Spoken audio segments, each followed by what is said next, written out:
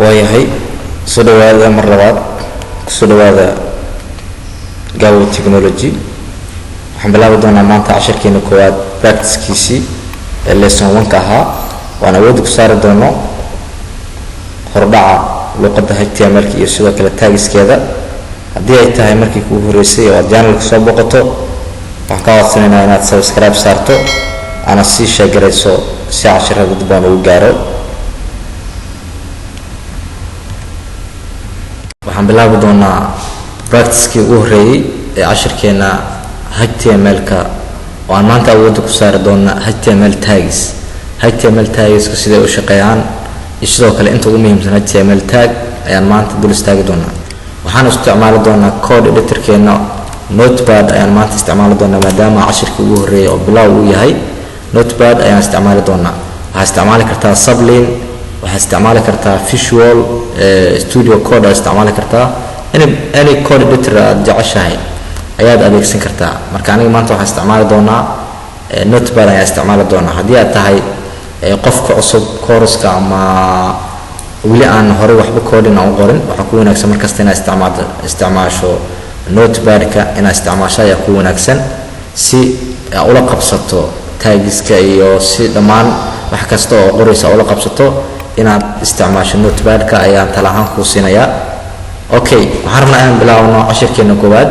waxaan leenahay control s koowan safarina control s markaad tiraahdo ama waxaad dhihi kartaa file kadibna waxaad leedahay save as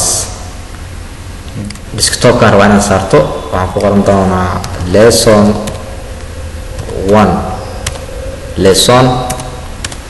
1.html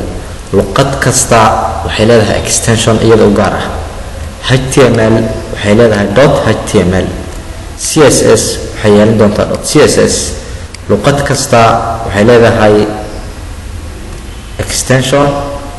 iyada u gaar ah marka html extension-keeda waa .html waaya save alena waxaan furi doonaa HTML ayaan furan doonaa tag HTML waa inaan iska xirno waxaan leeyahay HTML tagiskeeda waxay u shaqeeyaan for pairs HTML tag markaa furto waxa qasab ah inaad iska xirto ayaa qasab ah si ay wax kugu shaqeeyaan HTML tagiskan waxaan ka dhex furi doonaa intaan waa macruuf markasta inaad intaan isku daydo inaad fahanto oo kor ka xifdiso adeeg intaqanaa ku wanaagsan tahay si aad markasta aadan wax problem ah aysan kaaga imaadin waxaan xiri doonaa head-ka ayaan iska xiri doonaa waayahay head-ka waxaan ka dhex furi doonaa title-ka haddana waan iska xiri doonaa title-kan waxaan ku qori doonaa lesson 1 waayahay body-ga hoostiisa imaadi doonaa waxaan qori doonaa body ayaan furan doonaa body-gu markasta waa meesha visible part of the website-ka meesha markasta wax lagu soo bandhigayo ama wax la arkayo meesha lagu qoro ayaa waxaa la yiraahdaa body-ga okay halkaan ku shaqeyn doonaa marka maxaan sameeyay html tag baan furtay html tag ayaan iska xiray head baan furtay sidoo kale head-kii waxaan ka xiray body-ga korkiisa isla head-kii dhexdiisa ayaa waxaan ka dhex furay title isla title-kii isla body-ga dhexdiisa ayaan ka xiray hoosaan imaaday body-gaan furtay body-gaan iska xiray dhammaan xaggay ku dhex jiraan html tag ay ku dhex jiraan haddii aan body-ga inta ka furo xogaa qalada imaada ma shaqeynayo marka waa inaad sidaan qorto intaa waa macruuf markasta intaan inaad si fiican u xifdiso waa mid aad u wanaagsan waayahay waxaan bilaabi doonaa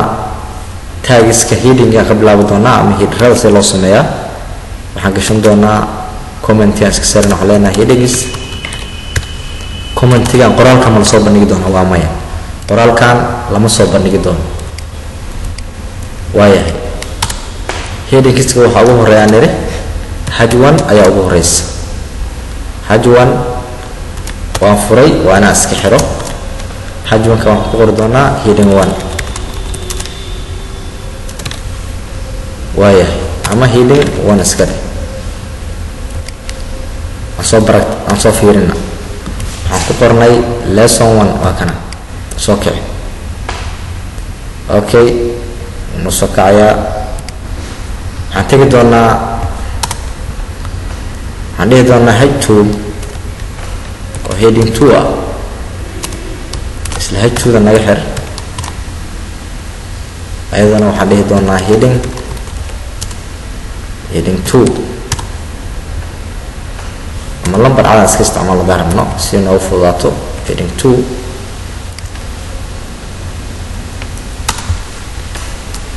sidoo kale waxaan dhihi doonaa head 3 hal mar aan rabo headingada iska dhameeyo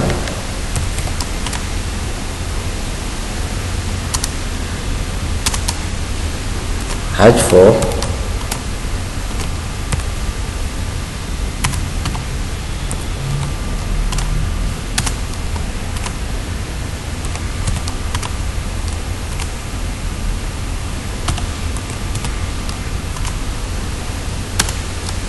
last for head 6 last for head 6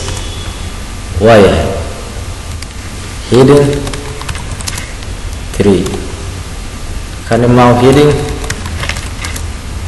4 kan mau noqonayaa heading 5 kan mau noqon doonaa heading 6 ayuu noqon doonaa waayahay haddii aan aragno refresh haddii aan irahno waxaad dareemi doontaa heading 1 ilaa heading 6 head 1 ayaa ugu yar ugu weyn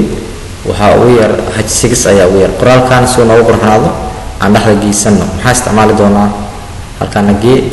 waxaan isticmaali doonaa wax la yiraahdo tag la yiraahdo center ayaan isticmaali doonaa dhexda noo geey center waa iska xiri doonaa center waxaan leenahay naga xir centerka kan soo qad marka control x halkaan noo keen control v waxaan dhex geliyey center umaan dhex geliyey inaan dhexda geeyaan rabo taagaas unbaa isticmaalo keliya refresh y khaladaa jiro center double t aan ka dhigay no waa hal t haddii aad wax khalad samayso kaama yeeli doonaa macnaha waayahay headings sidaan aan ku diyaarinay okay aan tusaale iska soo qaadano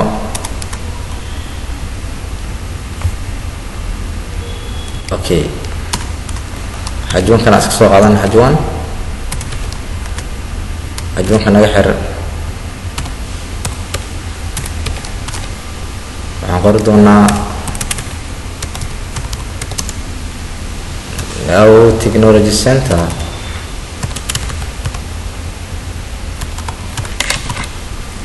waya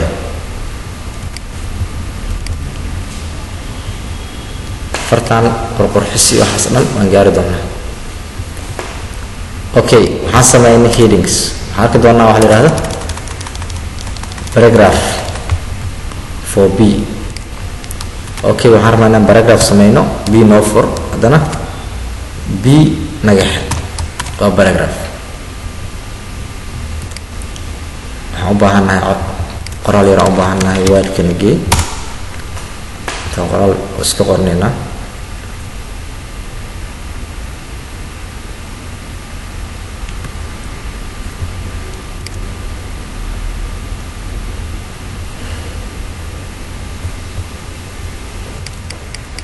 waayahay waxaan leenahay equal waa taqaanaa equal round ayaan leenahay kadibna enter aan leenahay qoraalkan aan iska soo qaadanaynaa control c kadibna paragraphkan baan rabnaa kaliya inaan ku muujiyo control s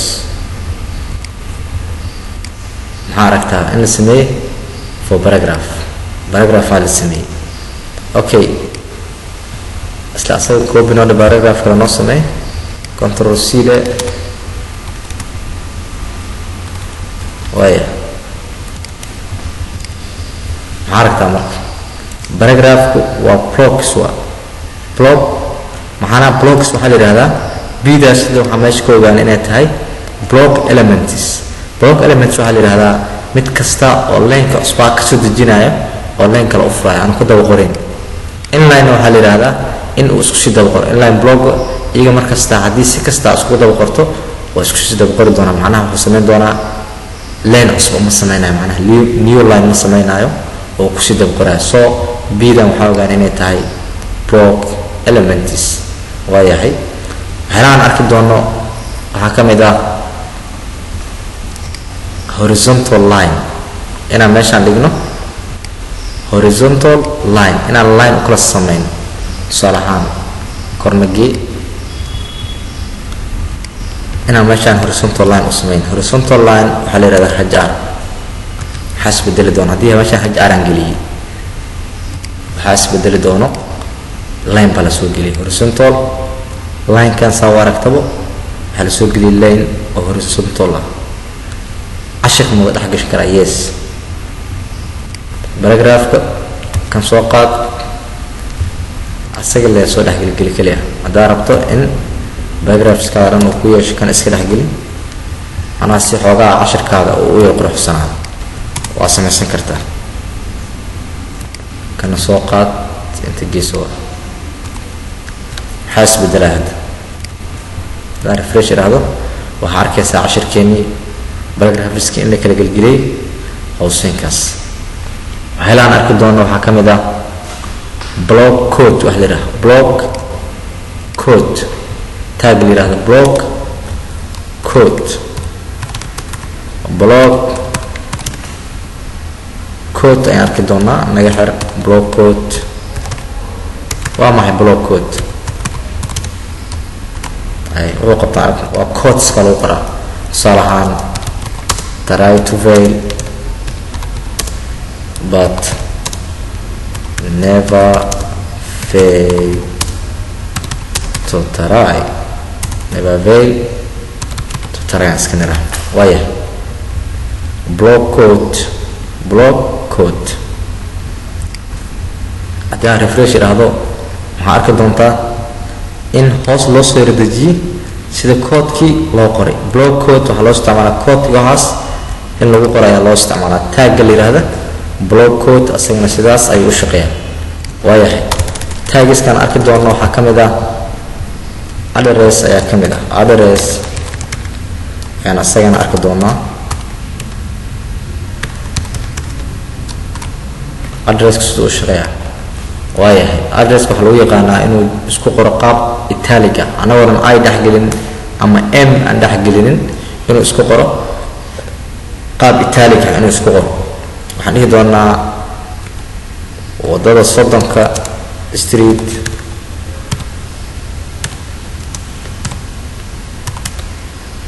tawfiiq aan iska dhahna. tawfiiq muqdisho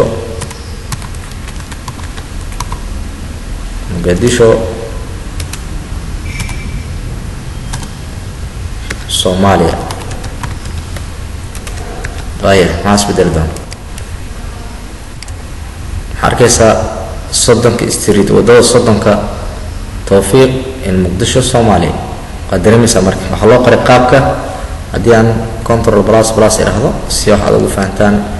waxaad dareemaysaa in sida addresska caadiga ahaa inuu u qoray. halkaan waxaan ku baranay tag address ayaa halkaa ku baran. waayahay waxaan arki doonaa bold tag sida fartaan try to fail ayaan waxaan rabaa inaan ka dhigo qaab bold ah keli ah. waxaan isticmaali doonaa tag la yidhaahdo b ayaan gelin doonaa, kadibna halkaan ayaan ka xiri doonaa b. waayahay tag kasta ood furtaa, tag kasta ood ugu hor furtaa wuxuu noqon doonaa taggii ugu dambeeya aad xirta.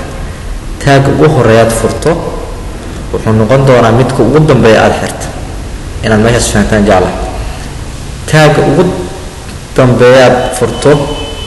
wuxuu noqon doonaa midka ugu horeeyaad xirta. waxaan rabaa inaad fognaas qofku si fiican u fahmo. tag kasta ugu horeyn aad furto waa midka ugu dambeyn aad xiri doonto. ilan taggis baana la isticmaali doonaa. mid kasta aad ugu dambeeyaad furtana asaa ugu hor xiri doontaa waa macna. waayahay intaas waxaan jeclahay inay macruuf tahay. waxaad dareemaysaa try to fail in laga dhigay qaab bold ah in loo qoray saad ujeedo qaab bold ah ayaa loo qoray waayahay waxaan rabaa inaan sidoo kale ogaano tag la yiraahdo italic isla bold iyadoo ah inaan ka siino inaan ka sii dhigno italic inaan ka sii dhigno waxaan isticmaali doonaa tagan I ayaan isticmaali doonaa kadib ayaan ugu dambeeyaan furnay waxaa qasab ah inuu asagana ugu hor xirmo halkan imaan doontaa waxaa ka xiri doontaa italic I waayahay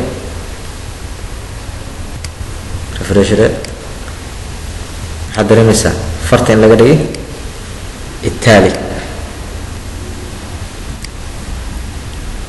I ma ka maarmi karaa meesha ayaan adeegsan lahaa ama italic aan isticmaali lahaa waxaan isticmaali karaa em ayaan isticmaali karaa haddaan iraahdo refresh for no difference waa macnaha waa isku mid waayahay waxyaabaha aan arki doono maanta waxaa ka mid ah for breaks tusaale ahaan waxaan rabaa midkaan inaan kala jaro midkaan inaan soo kala gaabiyo breaks aan isticmaali karaa haddii aan rabo midka ugu dambeeya hadda haddii aan meeshaan rabo inaan ka kala jaro waxaan leeyahay br waxaa la yidhaahdaa stand alone tags ayaa la yidhahdaa br iyo sidoo kale hajr br waa breaks hajrna waa horizontal line-ka waayahay br-ka waxaan samayn karaa calaamadan aan ku xiri karaa ama waa ka dan kartaa labadaba waa isku mid haddii aan br idhaahdo maxaa dhici doono waxaad dareemi doontaa isbedelka meeshaan ka dhacay waxaad dareemaysaa in word provides for header in la soo jaray hajr-ka waxaa loo isticmaalaa leemanka fara badan inaan kusoo kala jarjarto ayaa hajr loo isticmaalaa waxaan jeclahay taagaas isagana inaad wax badan ka fahanteen okay waxyaalahan isticmaali doono waxaa ka mid ah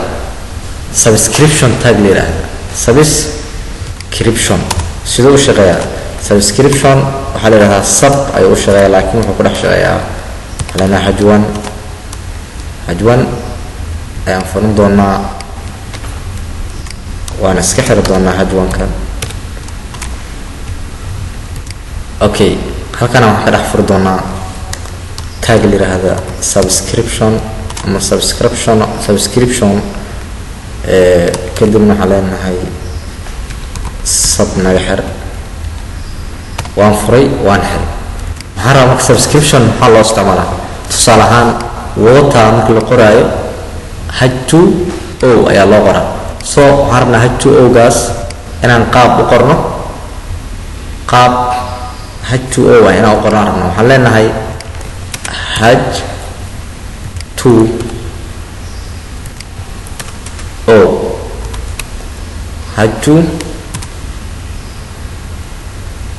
sabka naga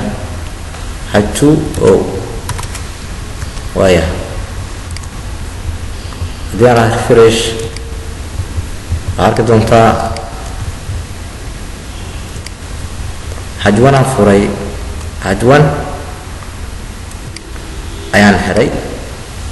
sidoo kale waxaan furtay sub ayaana iska xiray inta ay soo qaad control x ida kor igee macnaha si waadax aan u arag halkanaan samaysan doonaa waxaan dhigan doonaa halkan baan ku samaysan doonaa control v de waaya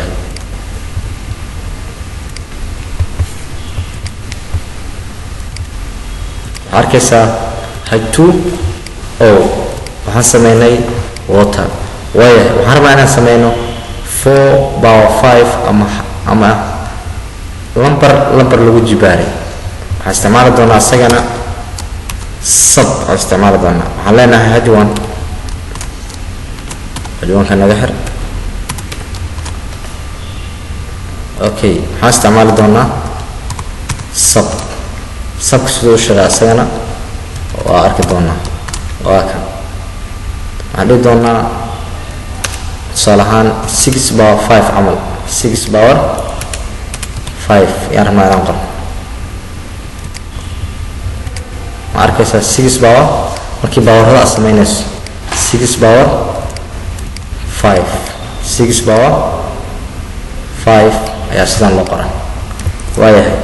taagiska kale oo arki doono waxaa ka mid noqon doono waxa la yiraahdo strike asagana sidoo u shaqeeyaa wuxuu si qabtaa waa arki doonaa. waxaan leenahay tag waxaan arki doonaa la yiraahdo tag la yiraahdo strike. tusaale ahaan intana qoraalkana dhex gashan waxaan leenahay halkan waxaan noogu furtaa tag la yiraahdo strike haddana tag naga xir strike naga fur naga xir. waayahay soo aragto macnaha notepadka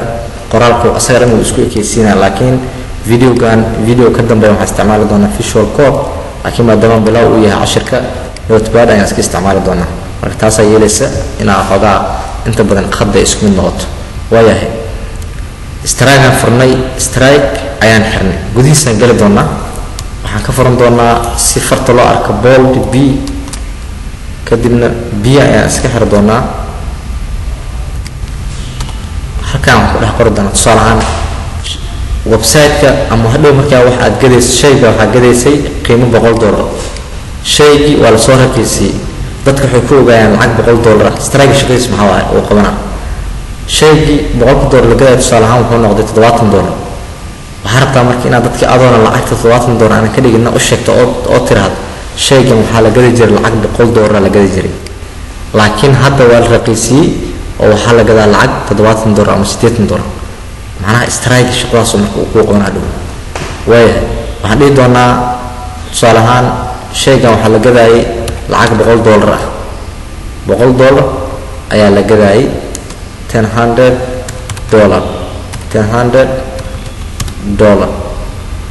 $100 la gadaayay laakiin waa laga soo raqiisiyey tan waxaan gashan doonaa bold si loo arko. waxaan leenahay bida naga xir laakiin waxaan leenahay brace now bracekiisa hadda waxaa waayo tusaale ahaan waxaan iska leenahay $80 iska leenahay $80. okay aan aragno refresh waxaa aragtaa video qoraalka muhiim ah macnaha waxaan rabaa inaan ku tuso in lagaa saaro shaygan calaamadaas in lagaa saaro oo la yiraahday shaygan owl intaan la gadi jiray laakiin hadda lama gadayo waa macnaha calaamadaas lagaa saaro eeg brace now laakiin hadda qiimihiisa saxda ah waa $80 shaygan $100 la gadaayay waa raqiis u soo noqday laakiin hadda waxaa la gadaa $80 marka hadda wuxuu ku sheegayaa strike shaqadan ayuu noo qabanaya macnaha. waxaan jeclaa asagana taagaas la yiraahdo strike inaa asagana wax badan ka fahamteen ayaan rajeynaya. waayahay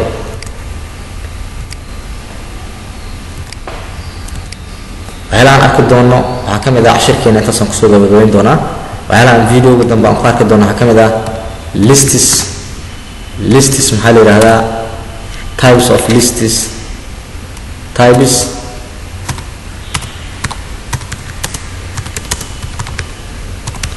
types of lists ayaan arki doonaa iyo mid kasta iyo shaqada uu qabto. marka waxaan rajeynayaa intii maanta aan soo aragnay tags oo HTML oo cashirkan aan kusoo koobnay inaad wax badan aad ka fahamtay haddii aad hore u fahamsaneedna inaad si wanaagsan u revision kugu noqdo ayaan rajeynaa. intaa cashirka xiga aan ku kulmi doono.